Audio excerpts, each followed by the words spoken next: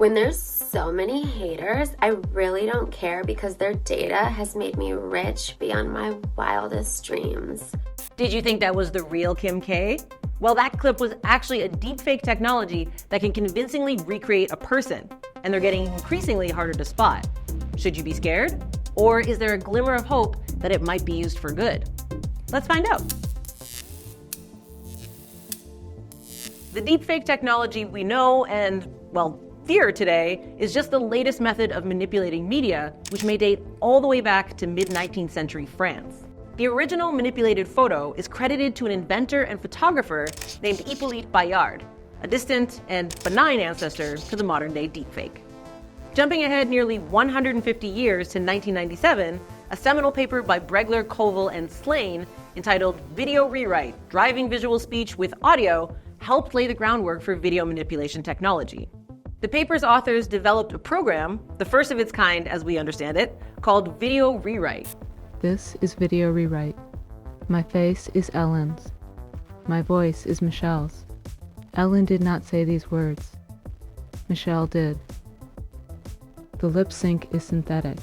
While understandably less refined than today's deepfakes, the program uses a source video to automatically create a new video of a person mouthing words that were not said in the original footage. Very few would have been aware of the technology at the time, and even fewer able to comprehend its implications. In the nearly 30 years since, advancements in video manipulation techniques such as CGI, coupled with developments in machine learning, have converged to produce the technology we see today. Deepfake technology has become rapidly accessible, and the media it can produce is growing more and more convincing. I don't think it's a stretch to say that within a few years, we may become hard-pressed to feel certain that a new viral video we're watching is the real deal. The first modern deepfake is generally understood to be a synthetic porn clip of Gal Gadot, which was posted to Reddit in late 2017, before circulating broadly online. They've only blown up since then. Celebrities, politicians, and even presidents, as we well know, have been the subject of deepfakes. As the tech becomes easier to access and use, deepfakes are increasingly affecting high schoolers too, often with tragic consequences.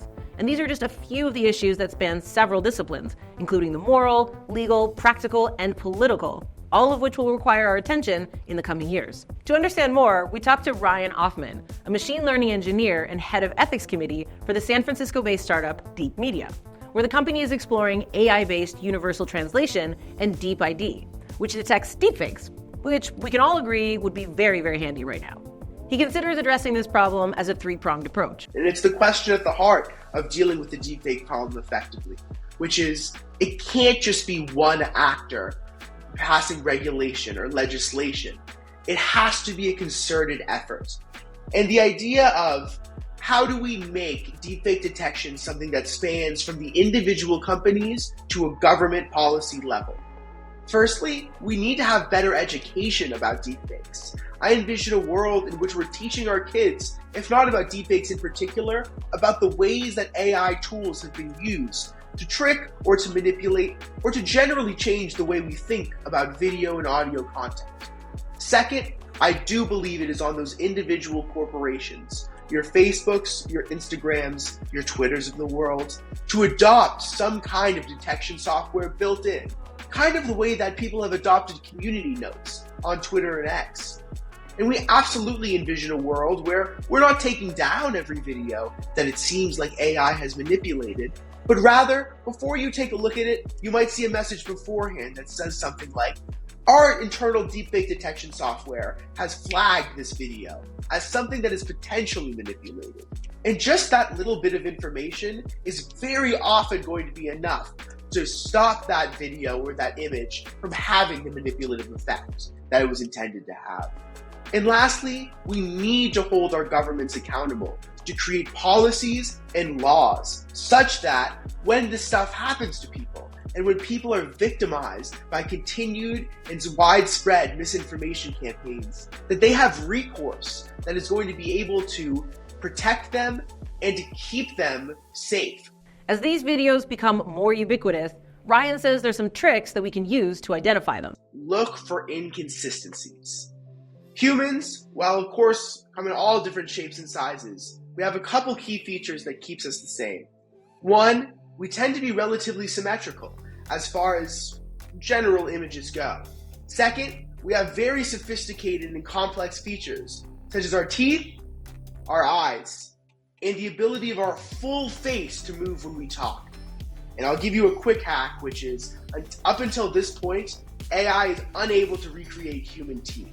And so if you see some human teeth moving in a way that seems completely normal to you, that's a great sign that something's real.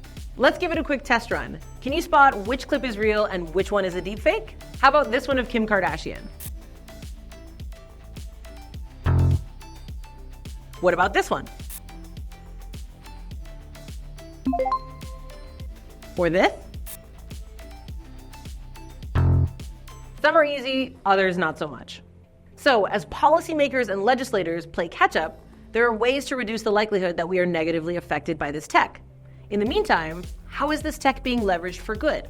We're all familiar with the often robotic-sounding, overdubbed audio translations that accompany the videos of, say, an important speech given by a politician, or even a professor delivering an online course in another language. Well, deep media broadens access to such videos by using deep learning to produce authentic-looking video translations. I am du genre à n'avoir qu'une seule paire de chaussures. Toutes ces célébrités ont toutes sortes de collections de chaussures.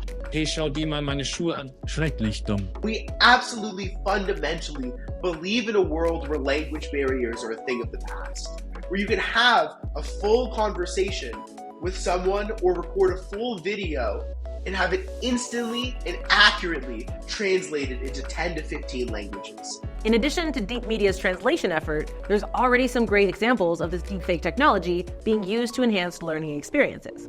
St. Petersburg, Florida is home to the DALL-E Museum, a fine arts hub that's renowned for its unconventional use of digital media and AI technology.